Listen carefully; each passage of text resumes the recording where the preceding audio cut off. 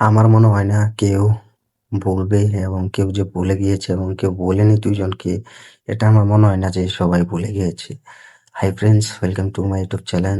যারা নতুন হয়ে আছো চ্যানেলটি সাবস্ক্রাইব করে দাও।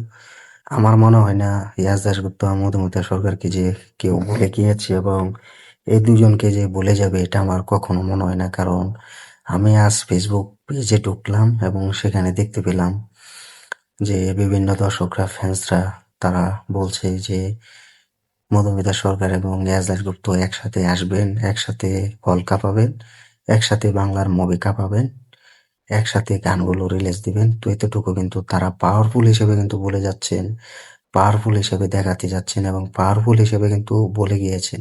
তো এটা ভালোই লাগলো যে ভক্তরা, ফ্যান্সরা মধুমিতা সরকারকে, ইয়াস দাশগুপ্তকে কতটা ভালোবাসে, কতটা সাপোর্ট করে, কতটা সম্মান করে। আর সম্মানের সাথে তাদেরকে নিয়ে ফেসবুকে বিভিন্ন পোস্ট করছে, বিভিন্ন কমেন্ট করছে যে মধুমিতা সরকার আসবে, বাংলা ইন্ডাস্ট্রিও আসবে, বাংলা ইন্ডাস্ট্রি দেখবে। ইয়াস দাশগুপ্ত যখন তারা মধুমিতাকে নিয়ে ফিরবে তখন শুধু আমরা তাকিয়ে থাকবো যে এটা কি করেছে এবং বাংলা ইন্ডাস্ট্রিতে কি মুভি রিলিজ দিতে যাচ্ছে, বাংলা ইন্ডাস্ট্রিতে কি ধরনের মুভি পুরো বক্স অফিসে রাজত্ব যে করাতে হয় সেটা ইয়াস দাশগুপ্ত মধুমিতা সরকার এবার করে দেখাবেন এবং তার কাছ থেকে আমরা পেতে যাচ্ছি। তো এটা শুধু একবার ভাবো, এটা আমার মুখের কথা নয়, এটা ভক্তরা বলছে, ফ্যান্সরা বলছে। আজ ফেসবুকেও দেখলাম যে ভক্তরাও বিভিন্ন জায়গাতে বলছে মধুমিতা আসবে। ফেসবুক পোস্টেও দেখলাম একই পোস্ট করছে যে ইয়াস দাশগুপ্ত এই জুটি আসবে।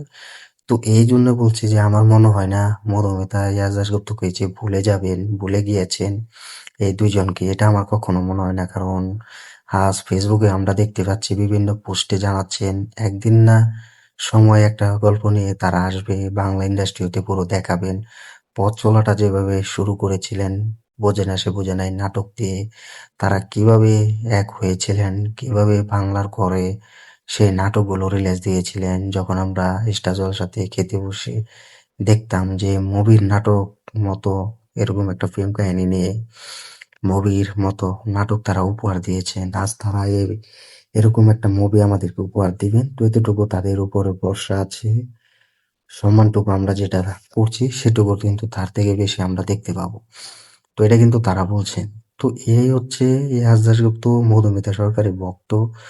আজ তারা যেভাবে দেখাচ্ছেন ফেসবুক পেজে বিভিন্ন জায়গায় যে মধুমিতা সরকার, ইয়াস দাশগুপ্ত একসাথে আসবেন, একসাথে কামব্যাক করবেন, হলে আমরা মুভি দেখবো, হলে আবার মুভি রিলিজ দিবে। তো সবাই তাকিয়ে থাকবে।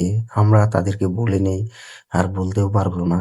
তো সময় যতই যাক, সময় যতই লসে যাক না কেন, সময় যতই পিছিয়ে যাক না কেন, তারা আসবে, তারা সেসব মুভি রিলিজ দিবে যেসব আমরা চাই এবং আমাদের মনের আশা পূর্ণ করবে। এতটুকু ভরসা আছে তাদের উপরে, এতটুকু বিশ্বাস রয়েছে যে কিনা বাংলা ইন্ডাস্ট্রিতে এক নতুন সূচনার রেকর্ড তারা দেখিয়ে গিয়েছিলেন। আর সেরকম রেকর্ড তারা তৈরি করবেন।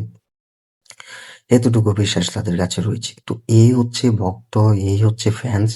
আজ তারা দেখাচ্ছেন তারা কতটা ভালোবাসেন, তারা তাদের প্রিয় সুপারস্টারকে, তারা তাদের প্রিয় অভিনেত্রীকে কতটা সাপোর্ট করে, কতটা ভালোবাসেন। আজ তারা কিন্তু রেকর্ডের সাথে রেকর্ড তৈরি করে দেখাচ্ছেন। তো আমিও চাই এরকম সাকসেসফুল হিসেবে তারা সবসময় মধুমিতা সরকারের সাথে, ইয়াস দাশগুপ্তর সাথে থাকুক, বাংলা ইন্ডাস্ট্রির মুভির পাশে থাকুক।